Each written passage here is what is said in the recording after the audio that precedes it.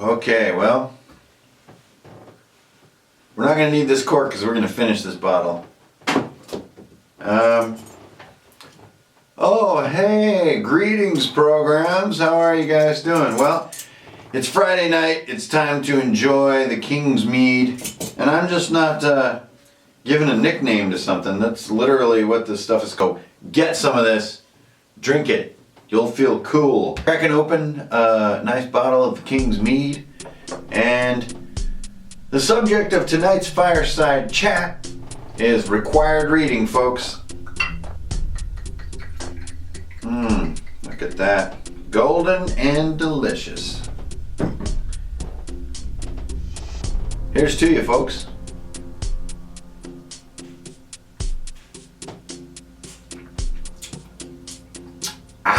Woo! Oh man, that makes you want to row a boat. The liquor is flowing, the mead is dribbling into my skull glass, and all is well here at Drunkards and Dragons. We got another episode for you, how to play D&D as best you can. It's all about reading, you guys. So, especially, you're a DM, you're a GM, you're both, you're a player maybe in some other guy's group, and you want to be better at it. You don't want to just be good at it, you want to have more fun, you want more wealth and richness of concept, you want to be poetic, you want to be creative and imaginative. Oh man, it's the weekend, you don't have to work no more, so you want to kill some goblins, and you want to talk about dwarves and the days of yore, right? Well, then you're just like me. You're asking Hanker and Furnail, dude, where are all these crazy references coming from? Where are you getting the ideas for your campaign, for your character names, for your you know, all the structures and the architecture and the adventure and the pacing and the tone, and how do you know it's really fantasy? You know, you're supposed to just read the D&D books and get all this tone? Hell no. Required reading, you guys.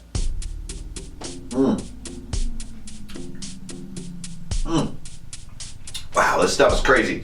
If you're not into mead, it's a bit of an acquired taste. It's really sweet, but yet flavorless. Very strange.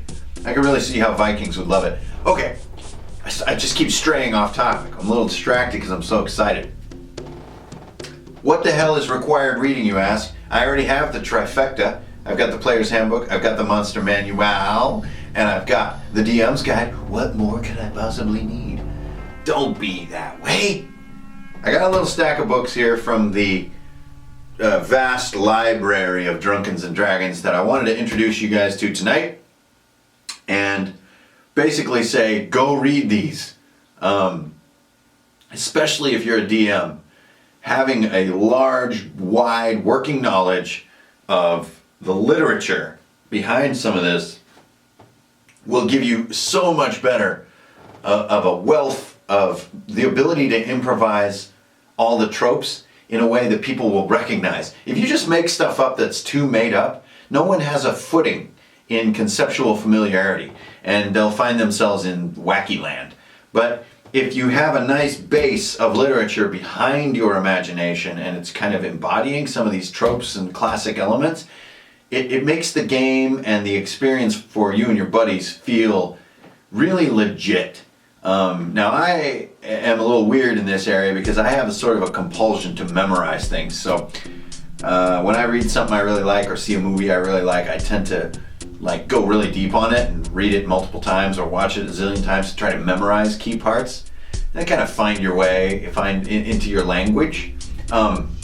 But you don't have to be that crazy. Okay, let's just get into it. What's the first book that you gotta read? It's this big bad boy right here. Boo! You've heard tell of the legendary Book of the Dead. Well, here it is, the Necronomicon. You need to read this book. All this book is the collected works of H.P. Lovecraft, the anthology. This is just about everything if you get the right anthology. You get this really big gold-leafed super book. I'm a big fan of super books. They let you really soak in the material. So you don't just read Call of Cthulhu, which you probably already have already because you're awesome. But you can read all of the stuff back to back and get this feeling of why the sort of mythological cosmos that H.P. Lovecraft created, why it's so lasting and enduring and thorough and believable. It's because the faith that he puts in his writing and in his own consistency and his own perception of this dark world, he just holds ground and he continually reinforces his own world. This is a great practice for a DM. So, get yourself a copy of the Necronomicon, the collected works of H.P. Lovecraft. All right, this is not about dungeon crawling and swords and fantasy. This is about the Elder Gods. The Elder Gods give you a huge piece of context about the underpinnings of fantasy in general, which is like, why is it a dark world filled with adventure? A lot of the answers to that are right in this book. I'm not going to tell you about the contents of these books. I'm just going to tell you, get out and read these books. Take the time. This is like 1,600 pages. Read it. Boom! A weighty tome! You spend a bunch of rainy nights by yourself in your armchair reading H.P. Lovecraft. You're feeling really weird. Like halfway through Mountains of Madness, you get this really creepy feeling that it's all real and that he's just relaying real events. It's quite compelling. It's an amazing experience. I hope you have that experience like I did. And I'm like on my 5th reading of this junk. But you get through it. Whoa, oh man, I have this broader sense of the universe. And now you're like, holy crap, now I know where Hellboy came from. Now I know where a lot of the Conan gods came from. Now I know where like basically all of dark fantasy finds its roots. It's right there. You're like, whoa, I know so much. I see through time. It's only the beginning, my friends. Next up, you're gonna hit this big boy. All right, this is another mouthful too. Welcome to the Centenary Edition. This is the 100-year commemorative herpaderp of the Complete Chronicles of Conan. Check it out. It's another gold leaf megatome. How many pages is this monster? Well, this is only 1,000 pages. You could do that, you know, just on your sitting on the bus going home from work. This is 1,000 pages. This is the collected works of Conan, the Complete Chronicles. So you've got all the classics like The God in the Bowl and other Conan stories. Red Nails. I love Red Nails. Super awesome story. Now, when you make the connections between H.P. Lovecraft and Robert E. Howard, which were writing in similar times, early 20th century, they both had major depression, sort of low-level psychosis problems, and an overall dread for life.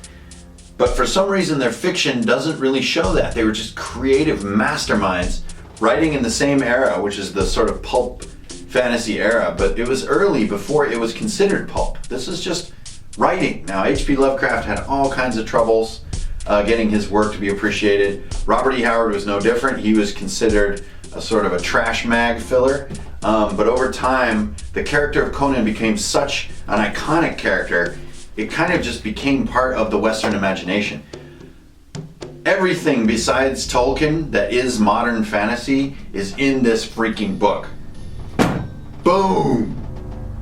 So read that sucker, man. You're gonna have a good time with this. H.P. Lovecraft is like heavy, freak show sentence structure, very advanced vocabulary, really tough but rewarding reading.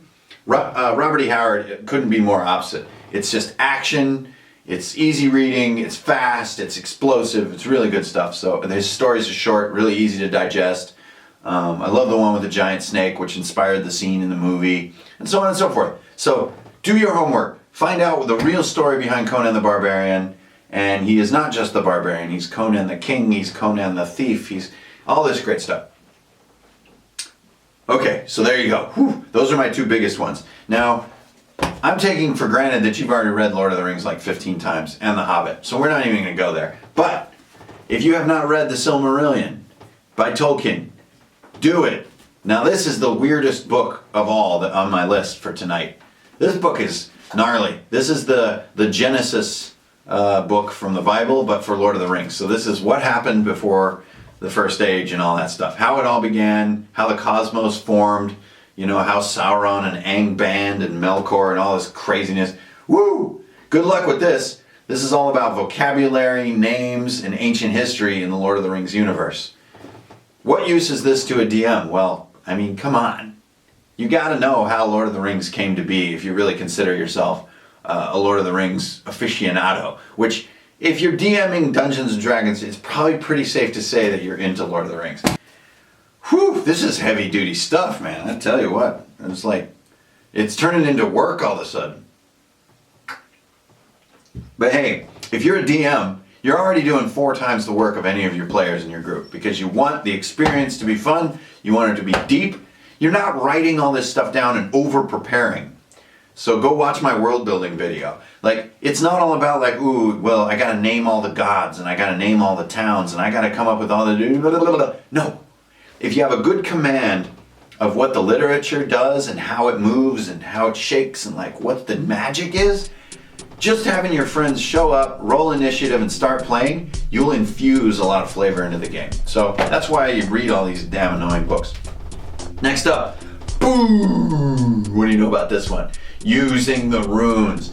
There's a lot of cheeseball New Age books about throwing rune stones, reading runes, telling your future, using it like a horoscope and all.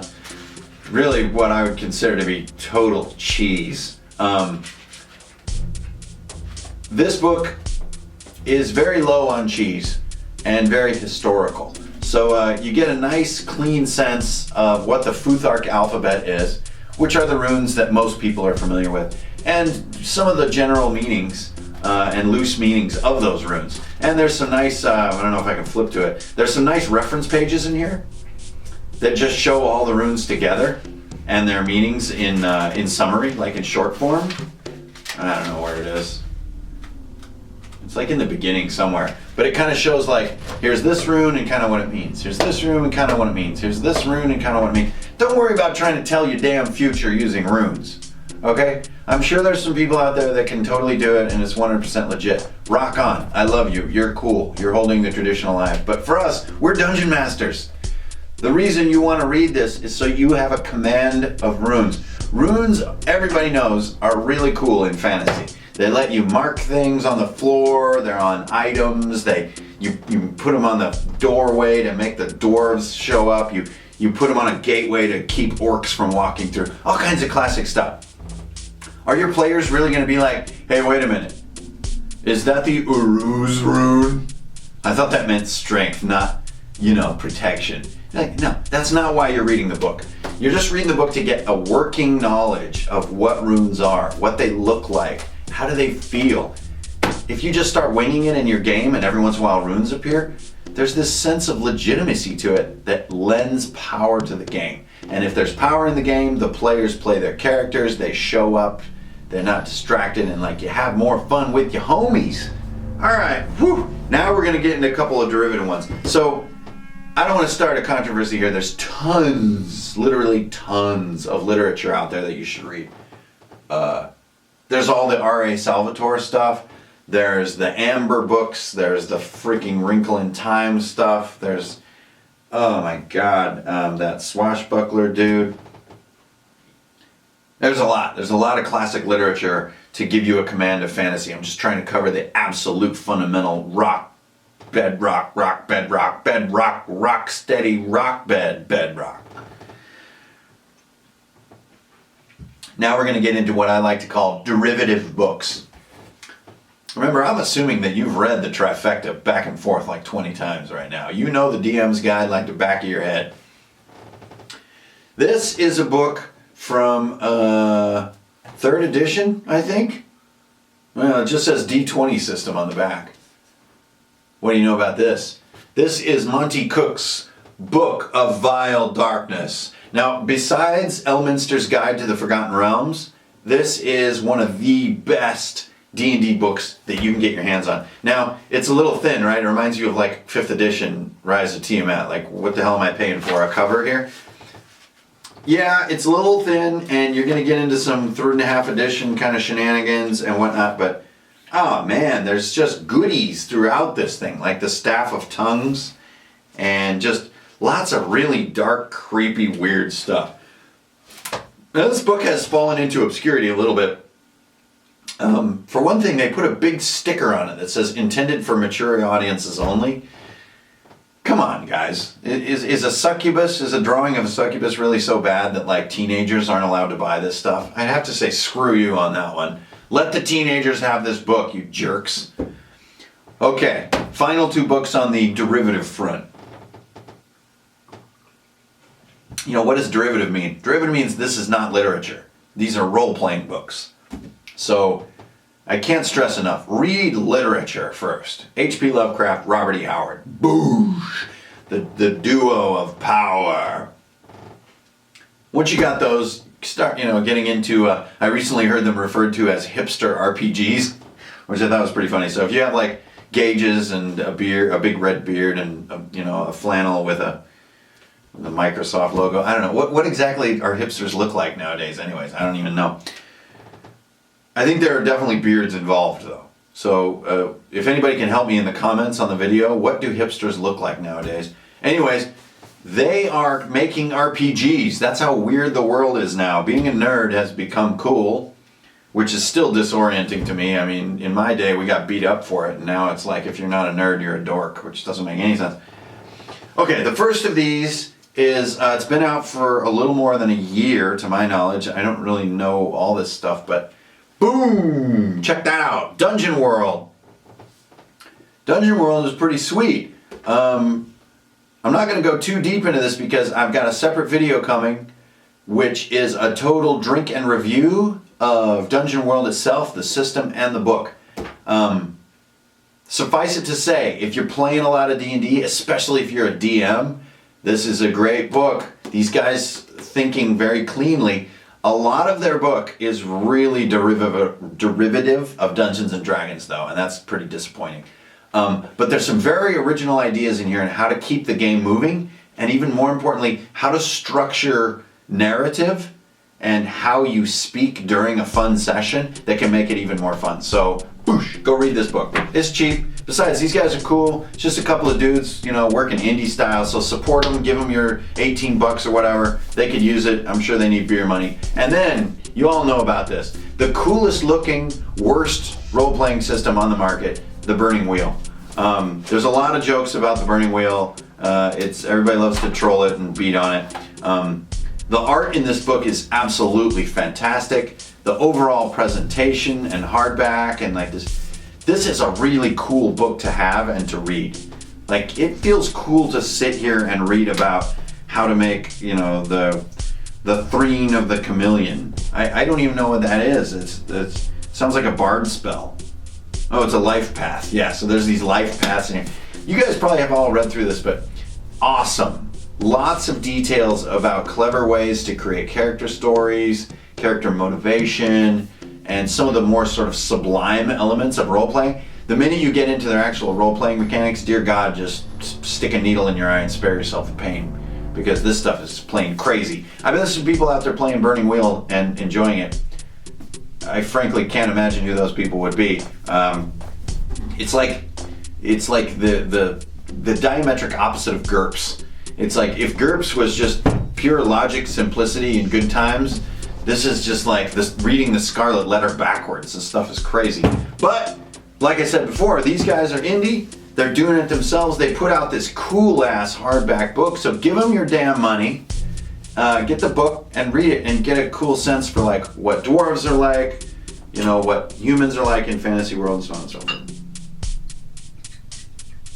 Oh yeah. Oh, the good stuff. Ha! Chew slowly.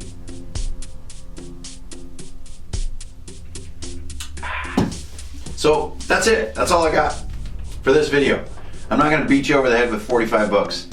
Let's get started with the basic reading here for the 100 level course. This is DM college. Really, if you skip these 4 or these 5, you're fine. Make sure you read the Lovecraft anthology and the Conan anthology. Stuff is awesome. And then, once you're burnt out on reading, go watch Sword and the Sorcerer, Conan the Barbarian, Conan the Destroyer, Light Years, Beastmaster. You might as well watch the whole Dragonheart series, even though it's just horrible. The best dragon movie you're going to find is definitely Dragon Slayer, the Disney film with Vermithrax. Oh boy, you're probably gonna watch the Dungeons and Dragons movies, even though they're just freaking terrible. There's a bunch of really bad homemade fantasy movies coming out on Netflix. Just watch them. Just absorb that shit. It's all good. Don't be scared. I don't know, there's too many. I mean, there's Masters of the Universe. You got to see that. Everybody's seen that, though. I don't even need to mention that, right? There's Highlander. Good Lord, I don't know. Just go absorb. Be a sponge. You want to be a great DM, you're just a massive fantasy sponge. And then you got your little DM's book right here. And that's when you boil it all down to extremely simple, compact, compartmentalized ideas that your players can, really participate in. And they can unleash the elder gods, and they can be Conan in the Tower of the Elephant and all that kind of stuff. So that's about it for required reading. I hope that gave you guys some good ideas on how to spend your hard-earned ducats, because Lord knows it's burning a hole in your bag of holding. So, this is Anchor and Fernale saying strength, honor, and mead, and I'll catch you next time.